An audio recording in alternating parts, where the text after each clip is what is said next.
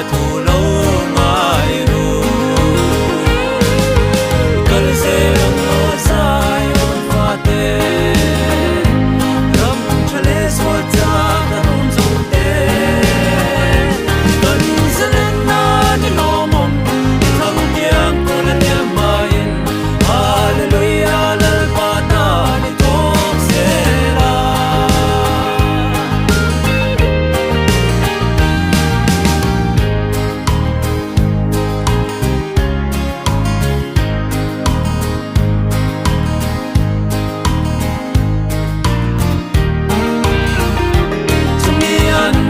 baptisa athina kan tom nuin a tharau thiang ni ma kai tho te kan ni